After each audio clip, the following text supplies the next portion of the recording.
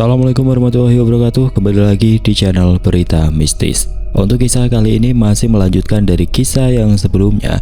Sebuah kisah dari tulisannya M. Sidik Tanya Demit. Sebuah kisah yang berjudul Tarian Para Mayat.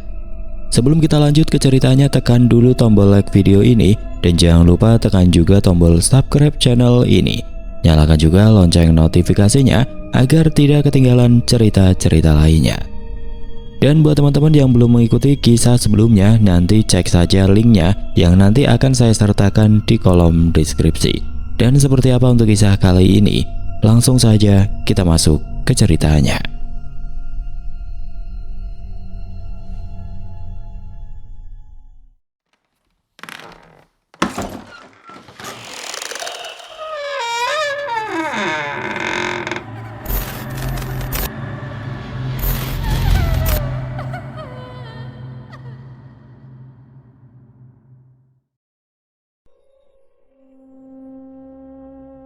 Kondisi desa kini nampak sunyi. Lampu-lampu minyak yang seharusnya menyala di depan rumah mereka kini padam. Hanya beberapa lampu minyak yang menerangi rumah keluarga Atmaja. Dan itu adalah satu-satunya rumah yang nampak terang pada malam itu. Aku, ibu dan Wak Usman sudah berangkat ke pemakaman keluarga Atmaja. Kita nampak sibuk dengan persiapan ritual yang akan kita jalani pada malam ini.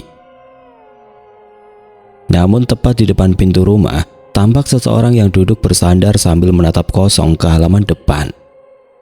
Dia adalah Mang Danar yang bajunya kusut dan penuh debu, seolah-olah dia baru saja berjalan jauh entah dari mana. Wajahnya yang nampak tua terlihat dengan jelas.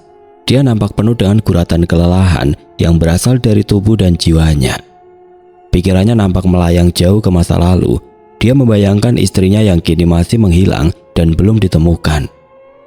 Apalagi dengan kondisi seperti ini, sehingga dia hanya terduduk dan mencoba mengenang kembali istrinya pada saat itu. Dia ingat sekali bagaimana semua bermula pada kala itu, ketika keluarga Atmaja masih dipimpin oleh Nyi Dwi sebagai seorang penari jaipong yang tersohor di selatan Jawa Barat. Membuat keluarga Atmaja adalah keluarga yang paling dihormati di sana. Apabila mereka berangkat ke sudut desa, pasti mereka tahu keluarga Atmaja. Bahkan ketika ada pagelaran tiba, banyak yang ingin menampilkan Nyi Dwi sebagai penari jaipong di pagelaran. Tidak jarang mereka harus memesan Nyi Dwi agar mau menari di tempatnya jauh-jauh hari, karena mereka bisa saja bentrok dengan jadwal yang lain. Banyak uang harus mereka keluarkan untuk hal itu. Bukan hanya pagelaran untuk beberapa keluarga penari yang ada di sana, namun terkadang ada pertunjukan atau pagelaran yang dikhususkan untuk Nyi Dwi sebagai perwakilan keluarga Atmaja. Keluarga Atmaja sendiri mempunyai sebuah kelompok sendiri. Dari mulai pemain gamelan, sinden alok, serta para penari yang dipimpin oleh Nyi Dwi. Namun tidak dipungkiri, ketika kesuksesan seseorang itu terlihat, ada beberapa orang dan keluarga yang hidup di bidang yang sama, iri atas pencapaian mereka. Salah satunya keluarga dari Bisri.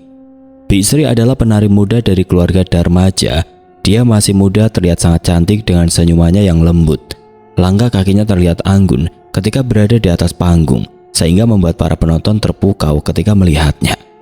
Keluarga Darmaja adalah keluarga yang hidup dari kesenian wayang golek dan calung. Sebuah pertunjukan wayang dan kesenian dari bambu dengan humor yang mengundang gelak tawa para penonton.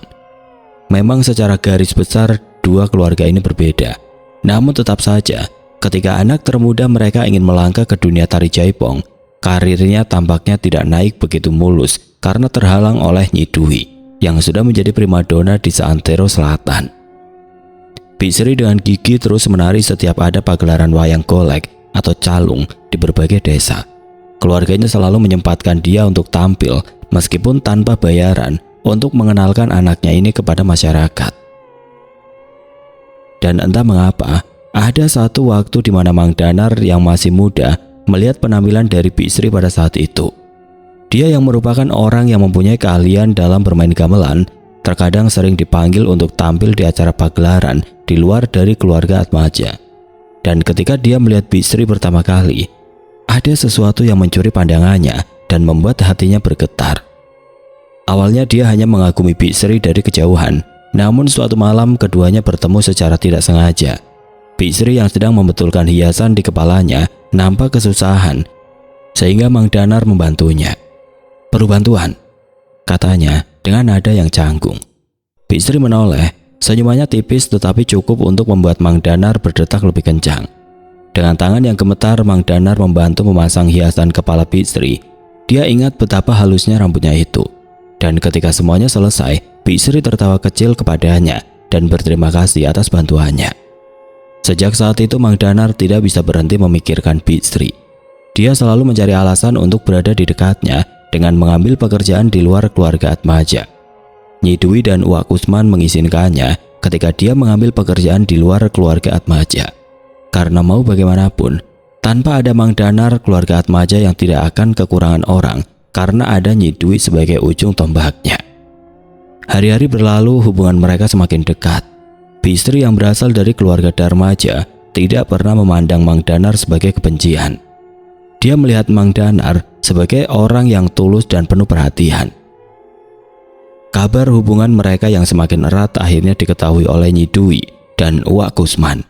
Dan tentu saja mereka menentang hal itu karena mau bagaimanapun itu adalah sesuatu yang salah. "Danar, kamu tahu siapa dia kan?" kata Uwak Kusman yang pada saat itu duduk di ruang tengah keluarga Atmaja. "Sri adalah bagian dari keluarga Darmaja, keluarga yang selalu menjadi pesaing dari keluarga Atmaja." Mang Danar menunduk, tetapi hatinya nampak tidak goyah di depan kedua kakaknya yang sedang menatapnya sekarang. "Aku tahu dia siapa, namun aku tidak peduli dia berasal dari keluarga mana, karena yang aku inginkan adalah Sri, bukan keluarganya." Nyi Dwi yang berdiri dan menatap tajam ke arahnya langsung berkata, "Danar, kamu tahu kan tradisi keluarga kita? Setiap dari keluarga kita yang menikah itu hanya punya dua pilihan. Apabila dia anak laki-laki, pilihannya hanya bisa melahirkan anak perempuan, atau tidak mempunyai anak sama sekali. Atau ketika anak perempuan dari keluarga Atmaja menikah dan mempunyai anak perempuan atau laki-laki, maka mereka akan ditumbalkan sebagai tradisi dari keluarga Atmaja. Kamu lihat sendiri kan kakakmu, dia lebih memilih untuk tidak menikah karena hal itu. Dan aku sendiri lebih memilih laki-laki yang tidak mengenalku, karena ketika aku menikah dan mempunyai anak, itu sama dengan aku membunuhnya." Tradisi kita berbeda dengan keluarga Darmaja, Danar. Mereka murni hidup dalam hal itu. Sedangkan kita ada tradisi dari turun-temurun yang membuat kita seperti ini. Apakah kamu mau semuanya terbongkar begitu saja dan membuat kita celaka? Mang Danar hanya terdiam mendengar hal itu dari kedua kakaknya. Namun di dalam hatinya dia tidak menyerah dan terus memperjuangkan Bik Sri bagaimana. Dia terus meyakinkan kedua kakaknya bahwa keluarga Bik Sri bukan seperti yang mereka pikirkan. Dengan segala kesopanan dan kerendahan hatinya selama berbulan-bulan, akhirnya dia berhasil meluluhkan hati kedua kakaknya dan dia diizinkan untuk menikahinya. Mang Danar akhirnya menikah dan upacara itu jauh dari kata mewah. Dia juga memilih untuk melaksanakan pernikahannya di rumah Atmaja yang sekarang bukan rumah dari keluarga Atmaja di desa Pangigelan. Dan setelah pernikahan itu berlangsung, Mang Danar mulai memberitahu Bik Sri secara perlahan, memberitahu tentang kehidupan keluarga Atmaja. Dan dengan kerendahan hati Bik Sri, dia akhirnya menerima semuanya. Bahkan Nyi Dwi dan Uwak Kusman nampak tidak khawatir dengan ritual yang mereka jalankan, karena Mang Danar sudah memastikan bahwa Bik Sri akan menjaga rahasia itu bahkan dari keluarga Darmaja sendiri. Mang Danar kini mengusap wajahnya, mencoba untuk mengusir semua kenangan itu di dalam pikirannya. Apa yang terjadi kemarin kini membuat dia hanya bisa termenung, terutama tentang ritual yang mengakibatkan istrinya menghilang hingga hari ini. Di tengah-tengah lamunan tersebut tiba-tiba terdengar sebuah langkah kaki yang berjalan pelan dari arah desa. Dia langsung mengangkat kepalanya dan tatapannya langsung menuju ke jalan setapak ke arah desa yang nampak gelap. Dia melirik ke kiri dan ke kanan mencari di mana asal suara itu berada. Namun dia tidak bisa melihat apa-apa. Yang ada hanya ada kegelapan yang menyelimuti dirinya di tempat ini sekarang. Suara langkah kaki itu muncul dan mendekat secara perlahan, dan hal itu membuat dirinya tidak nyaman sekarang. Suara tersebut muncul bersama angin yang berhembus dari kejauhan. Dan hal itu tentu saja membuat dia langsung berdiri dan melirik ke sekitar rumah untuk mencari tahu ada siapa di sana. Lalu tepat di balik kegelapan yang ada di ujung jalan, sesosok tubuh perlahan muncul secara perlahan. Mang Danar seketika membelalakan matanya ketika melihat hal tersebut. Dia seperti tidak percaya atas apa yang dia lihat, karena dari caranya berjalan, dia mengenal siapa dia. Namun dia tidak bisa memastikan karena tidak ada cahaya yang ada di dekatnya. Mang Danar seketika mendekat secara perlahan, memastikan bahwa dia tahu orang tersebut, dan ketika dia melihat secara samar-samar, dia hanya bisa terdiam. Matanya kini menatap tajam ke arahnya tanpa pernah berkedip. "Sri," bisiknya dengan nada yang pelan. Bisri yang menghilang kini muncul kembali, namun tubuhnya kini berlumuran darah dengan wajahnya yang tampak pucat. Dia muncul sambil tersenyum kecil, namun senyumnya itu malah membuat bulu kuduk Mang Danar berdiri semua. Mang Danar hanya menatap tubuh istrinya yang berjalan mendekat kepadanya. Sosoknya nampak akrab namun terasa asing. Dia ingin melangkah maju dan mendekatinya, namun tubuhnya seperti menolak hal itu. Bahkan jantungnya nampak berdetak kencang, sehingga dia hanya bisa diam dan melihatnya di depan rumah. "Sri," Mang Danar kembali berkata kepadanya. Namun Bisri tidak menjawab. Dia hanya tersenyum dengan senyuman yang menyeramkan. Tubuh yang berlumuran darah seperti bukan manusia lagi sekarang. Mang Danar yang melihat istrinya ada beberapa puluh meter di depannya, akhirnya mencoba memberanikan dirinya untuk melangkah maju meskipun tubuhnya bergetar. Entah dia merasa takut atau dia akhirnya lega karena akhirnya tubuh istrinya ditemukan. Namun sebelum dia melangkah, tiba-tiba dia merasakan sebuah tekanan dingin yang terasa di belakang lehernya. Tubuhnya langsung membeku seketika karena sesuatu yang dingin dan basah tiba-tiba menyentuh kulitnya. Lalu tidak lama kemudian, suara gong menggema dan terdengar jelas olehnya. Dan suara itu muncul bersamaan dengan rasa dingin di lehernya. Salah satu tangannya dengan cepat memegang lehernya, dan pada saat itu dia merasakan ada sesuatu yang menempel di lehernya dengan gigi-gigi tajamnya yang menggigit lehernya secara tiba-tiba. Dia langsung berteriak keras. Tangannya yang diangkatnya langsung mencoba melepaskan apapun yang ada di lehernya sekarang. Seketika dia menoleh, dan ketika melirik ke arah kanan, dia melihat sesuatu yang membuat dia tidak bisa berbuat apa-apa. Ibu." Suara gong kembali menggelegar. Suara itu menggema di seluruh penjuru desa, dan di saat itulah suara gamelan mulai terdengar secara perlahan. Sebuah nada-nada yang pilu yang merayap seperti kabut dingin yang menyelimuti malam. Suara itu entah muncul dari mana, namun suara itu terdengar jelas di telinganya. Sosok ibu dari Mang Danar yang merupakan salah satu dari mayat yang menghilang kini muncul dan membuatnya jatuh ke tanah. Dia masih menutupi luka di lehernya dengan rasa sakit yang dia derita. Darah hangat kini mengalir di sela-sela jemarinya, dan tubuhnya gemetar hebat karena sosok yang membuatnya terluka adalah Nyi Mas Mayang, ibu sekaligus nenek dariku yang kini muncul tepat di belakangnya. Sosok Nyi Mas Mayang yang merupakan penari jaipong yang hebat seperti anaknya Nidui kini berdiri tegak di belakangnya.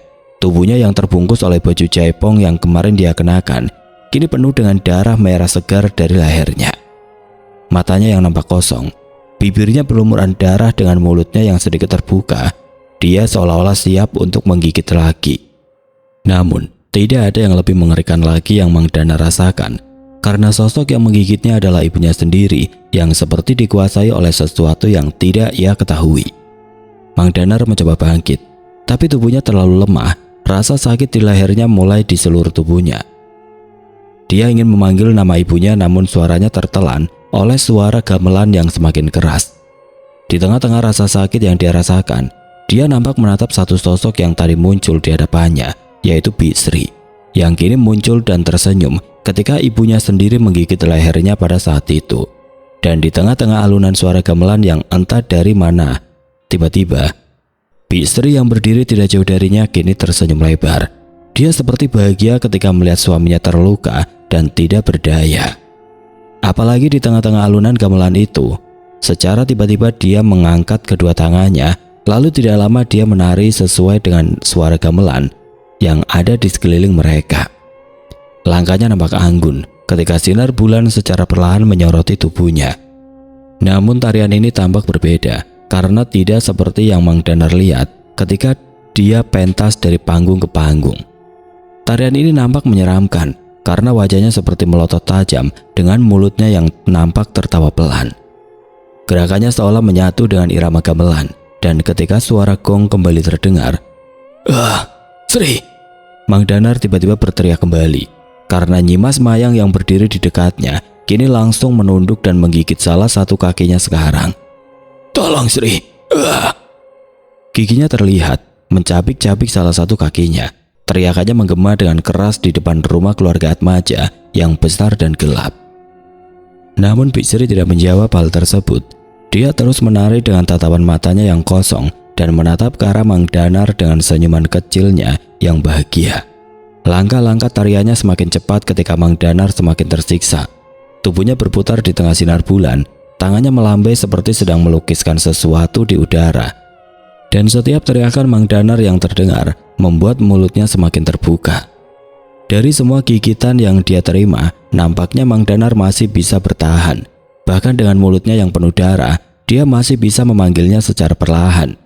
Sri, hentikan! Katanya dengan nada yang hampir tidak terdengar.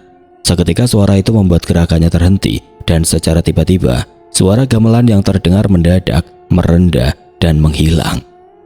Bisri menoleh ke arah Mang Danar. Senyumannya nampak melebar. Dia menatap suaminya secara beberapa detik, dan tidak lama kemudian dia mendekat secara perlahan. Sri menundukkan kepalanya sedikit. Dia menatap Mang Danar yang penuh darah dan tersenyum ke arahnya. Sedangkan Mang Danar yang masih mencoba untuk mempertahankan kesadarannya tiba-tiba berkata, Kenapa kamu seperti ini? Bukannya kamu sudah menjadi korban di rumah Ija kemarin? Sri hanya tersenyum. Lalu tidak lama dia kemudian berdiri dan menatap dirinya dengan tatapan yang dingin. Tidak, Danar, aku masih hidup. Aku masih sehat dan bugar. Dan aku yang muncul di depanmu adalah istrimu yang kini akan mengambil alih keluarga Atmaja di waktu yang tepat. Hal itu tentu saja membuat Mang Danar bingung. Lalu dengan darah yang mengalir, dia mencoba kembali untuk bertanya. Apa maksudmu? Sri kembali tersenyum. Bahkan dia kini mendekat ke arah Nyimas Mayang yang berdiri kembali setelah menggigit Mang Danar sekarang. Nyimas Mayang terlihat diam ketika Sri mendekatinya. Bahkan dia mengusap-ngusap kepalanya dan mayat itu hanya mengendus-ngendus dirinya tanpa pernah menyerangnya. Apa kamu pikir selama ini bukanlah sebuah rencana yang aku jalankan?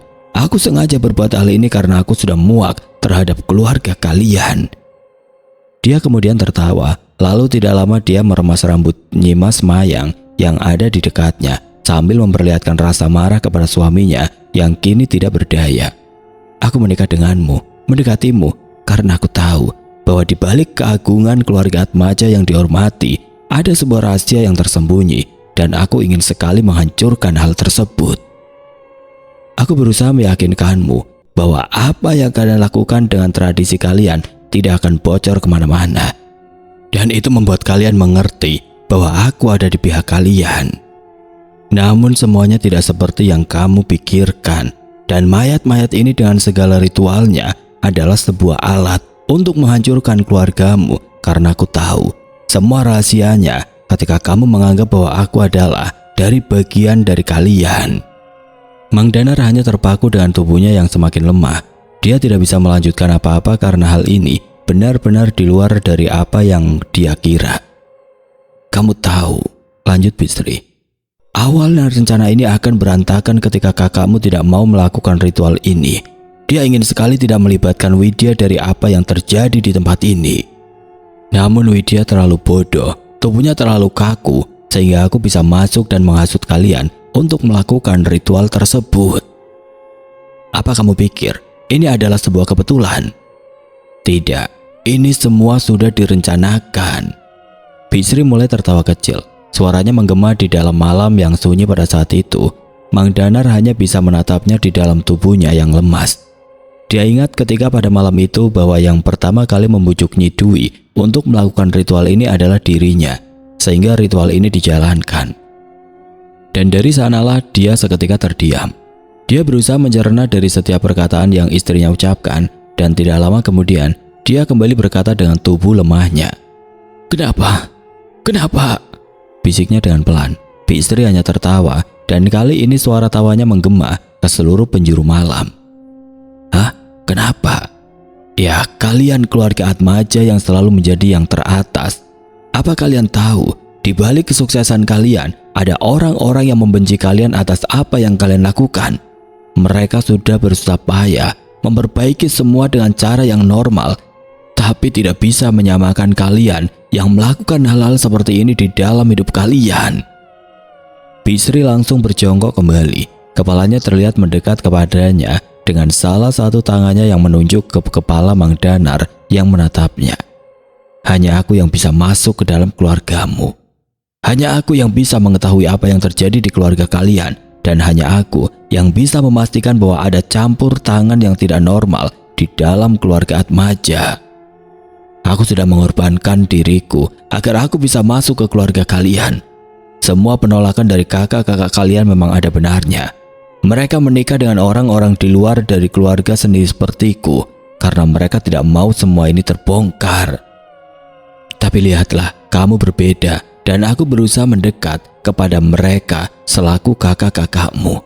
Berusaha mendapatkan kepercayaan mereka sehingga semua ritual ini terungkap dan aku mencari cara untuk menghancurkannya dari dalam. Mang Danar hanya bisa menatap Bisri dengan matanya yang sayu. Tubuhnya dipaksa bertahan meskipun darah sudah mengalir kemana-mana. Bahkan kali ini matanya nampak mengeluarkan air mata. Dia tidak menyangka bahwa istrinya seperti ini. Jadi, semua ini bukan kesalahan Widya ketika melakukan ritual. Bisri hanya mengangguk.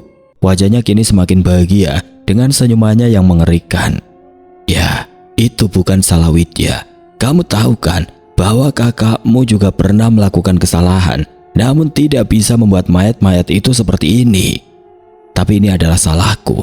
Aku yang mengambil alih mereka. Aku yang melakukan sesuatu kepada mereka tanpa kamu tahu. Dan untuk membuat itu lebih sempurna, aku membuat diriku diserang oleh mereka dan membuat tubuhku menghilang agar semuanya tidak ada kecurigaan. Sri yang awalnya duduk kini berdiri kembali. Dan kini dia menatapnya dengan tatapan yang jijik kepada suaminya yang tersungkur tidak berdaya di bawah sana. Kamu tahu, keluarga Atmaja sudah berakhir pada malam ini.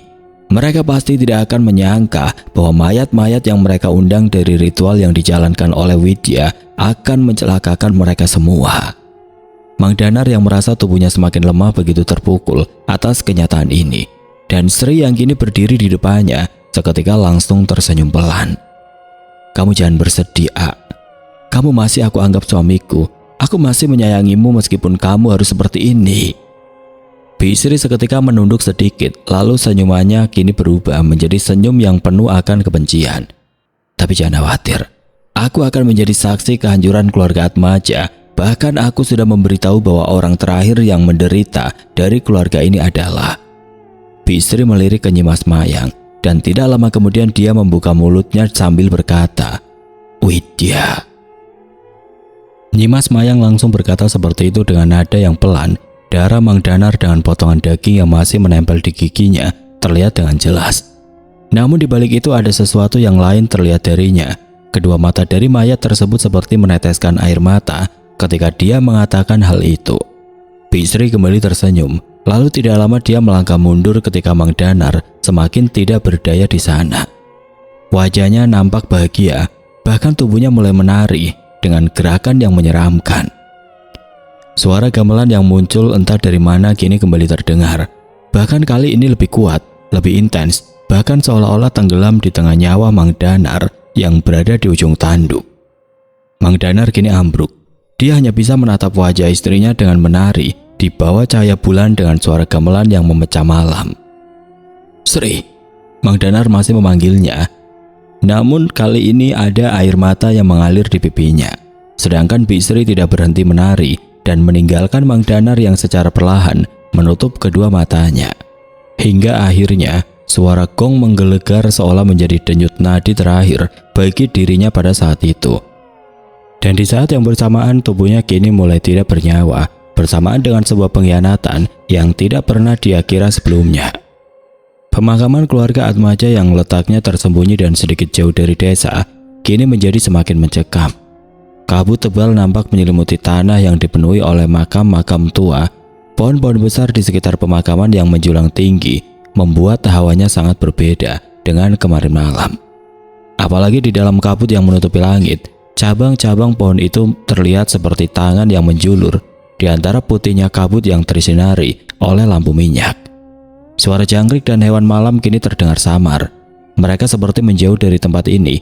Bahkan suara itu beberapa kali berhenti tepat ketika angin dingin berhembus, membawa aroma dupa dan bunga mawar yang Mang Ohim siapkan untuk ritual ini. Wak Kusman terlihat sedang membuat lingkaran kecil di tengah-tengah makam, di mana letaknya sedikit berbeda dari tempat aku menari kemarin.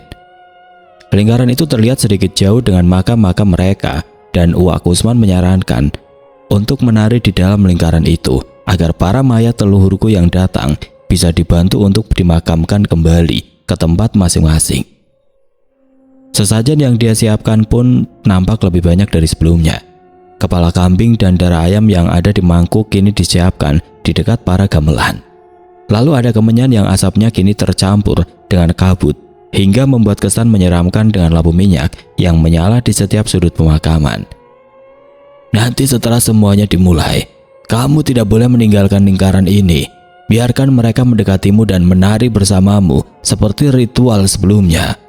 Kalau semuanya sudah selesai dan jiwa-jiwa mereka puas akan tarianmu, tubuhnya akan ambruk sendiri dan kita semua akan langsung menguburkannya lagi agar mereka tidak menghilang kembali, kata Wak Kusman yang berkata pelan pada saat itu kepada aku. Aku hanya mengangguk dan menatap lingkaran itu sebentar, lalu tidak lama Wak Kusman kembali meninggalkanku dan memastikan semua persiapannya selesai. Sebenarnya ritualnya sederhana, aku hanya harus melakukan hal yang sudah aku lakukan kemarin. Namun kali ini ada beberapa warga yang sudah siaga yang akan langsung membawa mayat-mayat itu kembali ke makamnya agar mereka tidak bangkit lagi dan meneror warga desa. Aku hanya bisa berharap semuanya berjalan lancar karena aku juga tidak mau ada korban lagi seperti sebelumnya, sehingga aku harus melakukannya tanpa ada kesalahan. Wak Kusman kembali ke depan sesajen ketika sudah memastikan semuanya siap. Tidak lama kemudian dia membacakan mantra dalam bahasa kuno yang tidak aku mengerti. Suaranya terdengar sangat berat dan penuh wibawa. Suara Wak Kusman bergema di antara pepohonan dan makam-makam yang seolah ikut mendengarkan. Sedangkan Mang Ohim berdiri di belakangnya, memegang kendi berisi air bunga dan sesekali memercikan air itu ke sesajen, gamelan, dan tanah di sekitar lingkaran itu sambil mengucapkan mantra seperti Wak Kusman. Ibu yang dari tadi berdiri di dekatku hanya bisa terdiam, namun salah satu tangannya memegang tanganku dengan erat. Aku tahu dia khawatir, namun dia tetap teguh dengan sifatnya yang cuek dan seperti acuh dengan kondisiku pada saat ini. Beberapa kali dia melirik kepadaku, namun tidak ada ucapan yang keluar dari mulutnya. Dia hanya diam dan memandangi aku sebentar sambil membetulkan sanggulku yang sedikit miring. Setelah itu dia kembali menatap kakaknya yang fokus dengan ritual yang sedang dijalankannya. Semuanya kini hening, hanya suara Wak Kusman dan Mang Ohim yang mulai menggema. Begitu juga dengan para warga desa yang berdiri sambil memegang obor dan lampu minyak. Aku tahu, di dalam hati kecil mereka para warga ini terlihat ketakutan, tapi mereka harus sigap karena mereka adalah kunci ketika mayat-mayat itu datang. Dan mereka harus bergerak dengan cepat agar bisa memakamkan kembali para mayat itu setelah ritualnya selesai. Aku menelan ludah. Suasana sekarang lebih mencekam daripada kemarin, dan entah mengapa seperti ada firasat buruk yang akan terjadi. Apakah aku akan mati pada malam ini, atau ada sesuatu yang terjadi di luar perkiraan kita semua? Aku hanya bisa pasrah dan menjalankan apa yang aku perintahkan. Dan apabila aku harus mati sekarang, aku harus siap. Dan itu yang coba aku tekankan di dalam hatiku agar aku tidak ragu lagi ketika aku melakukan tarian tersebut nantinya. Widya, bisik ibu dengan pelan. Dia sepertinya tahu dengan kondisiku yang tidak tenang ini, karena genggaman tangannya seperti merasakan tubuhku yang sedikit gemetar pada saat itu.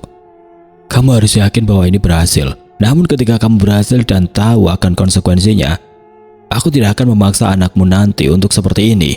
Karena sebenarnya ibu juga tidak mau kamu seperti ini.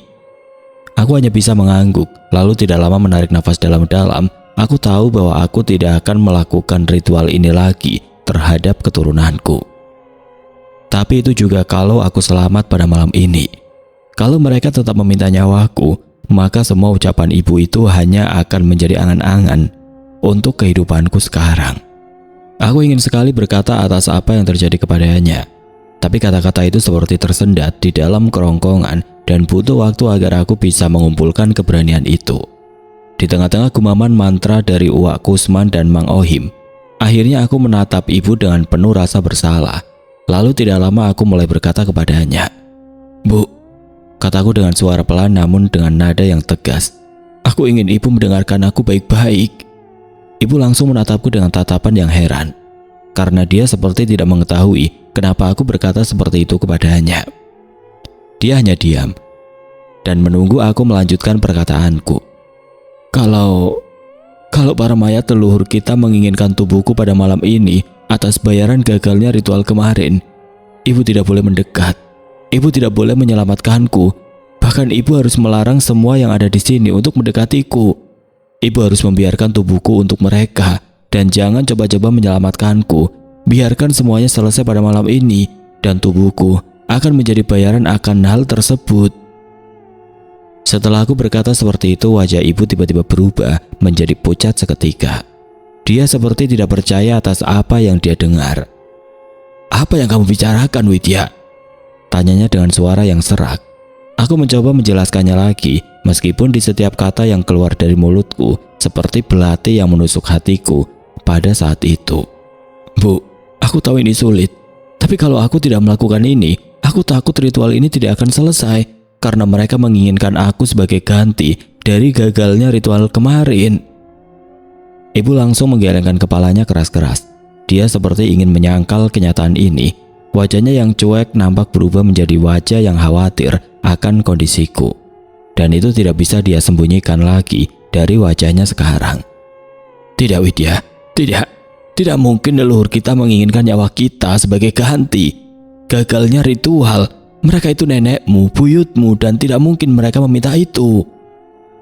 Aku hanya diam sejenak dan menunduk, mencoba mencari kata-kata yang tepat untuk menjelaskan meskipun ibu nampak tidak percaya atas apa yang aku katakan pada saat itu. "Memang mereka adalah leluhurku, leluhur kita semua. Tanpa mereka, kita tidak ada. Keluarga Atmaja tidak akan bertahan hingga sekarang." Tapi aku terdiam sejenak, bahkan kali ini menunduk. Aku mendengar sendiri salah satu dari mereka meminta nyawaku kemarin. Bahkan mungkin aku yang diteror di rumah pada saat itu karena mereka mengincar nyawaku. Mereka datang meneror Bisri, meneror warga desa karena sebenarnya meminta nyawaku atas gagalnya ritual itu. Ibu hanya menggelengkan kepala, air matanya mengalir deras di pipi, dan di saat yang bersamaan suara gong kini mulai menggema dan itu adalah tandanya bahwa aku harus mulai menari di tengah lingkaran itu sekarang. Aku mencoba melepaskan tangan ibu meskipun kini ia tidak ingin melepaskan tangannya. Lalu tidak lama aku tersenyum dan melangkah maju ke tengah lingkaran. Aku tahu bahwa aku harus melakukannya. Aku tidak peduli seberapa berat dan sakitnya hal ini sekarang. Namun tepat ketika aku melangkah, tiba-tiba ibu kembali menarik tanganku dan berteriak kepada semua orang yang ada di sana. "Tidak, stop semuanya!" Teriakannya langsung memecah keheningan malam dan semua orang termasuk para gamelan langsung berhenti ketika dia berteriak seperti itu.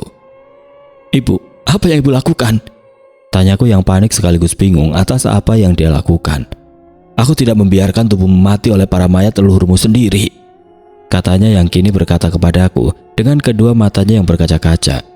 Mang Ohim dan Uwak Kusman yang berada di ujung sana langsung berjalan mendekati kita berdua dengan kedua wajahnya yang kebingungan. Dia merasa heran karena tidak biasanya adiknya melakukan hal seperti ini. "Apa yang terjadi? Kenapa kamu menghentikan ritual ini?" tanya Uwak Kusman kepada ibu. Dengan wajahnya yang berkaca-kaca, dia kemudian berkata, "Dia tidak boleh melakukannya. Dia tidak boleh mengorbankan dirinya sekarang. Aku tidak ingin dia mati di tangan leluhur kita," kata ibu dengan penuh emosi. Uwak Kusman nampak kebingungan dengan kata-kata ibu. Namun aku seketika menjelaskan atas apa yang harus aku lakukan sekarang. Dan hal itu seketika membuat dia terdiam dan berkata, "Kenapa kamu tidak memberitahu hal ini dari kemarin?" tanyanya dengan nada bicaranya yang sedikit berteriak. Aku hanya bisa terdiam, lalu aku menggelengkan kepala dan berkata, "Aku tidak ingin membuat semua orang panik, dan sekarang Uwak Kusman dan ibu tidak bisa menghalangiku. Tekadku sudah bulat, dan tubuhku siap akan hal itu. Jadi ikhlaskan aku. Karena semua ini salahku dan aku harus bertanggung jawab atas semuanya. Wak Kusman hanya terdiam. Aku seperti melihat ada pergolakan besar di hatinya sekarang. Dia menatapku sejenak, lalu menatap ibu yang kini menangis sambil memegang tanganku. Lalu tidak lama kemudian dia melakukan sesuatu dan hal itu membuatku sedikit tersenyum. Atas keputusannya, Wak Kusman seketika menarik tangan ibu sehingga tangannya lepas dari tanganku. Lalu tidak lama dia berkata kepadanya sambil menarik tubuhnya menjauh dariku. Kadang kita harus menerima kenyataan yang pahit, Dwi. Dan Widya sudah menerima hal itu sehingga kita hanya bisa mengikhlaskannya. Wak Kusman langsung menarik ibu dan menjauh dariku. Tubuhnya meronta-ronta dengan tangannya yang berusaha menggapaiku. Tidak, jerit ibu dengan suaranya yang pecah. Aku hanya bisa tersenyum. Wak Kusman sepertinya mengerti dengan kondisiku sehingga aku hanya bisa menatap ibu dengan kedua mataku yang kini berlinang air mata. Tidak lama kemudian Wak Kusman mengangguk pelan ke Mang Ohim dan Mang Ohim langsung mengangkat tangannya agar para pemain gamelan mulai memainkan alat-alatnya lagi sekarang. Aku mulai melangkah ke tengah lingkaran, mencoba menenangkan diriku dengan suara gamelan yang kembali mengalun. Tetesan air mata kini menetes di pipiku bersama dengan irama yang menggetarkan jiwa. Aku tahu bahwa malam ini adalah malam yang terakhir bagiku dan aku berharap semuanya akan berakhir dan nyawaku bisa menjadi bayaran yang pentas atas para korban yang kini sudah tiada di desa ini. Oke teman-teman, sampai di sini dulu ceritanya. Nantikan kelanjutan kisah ini di video berikutnya. Agar tidak ketinggalan, klik tombol subscribe channel ini dan nyalakan lonceng notifikasinya. Wassalamualaikum warahmatullahi wabarakatuh.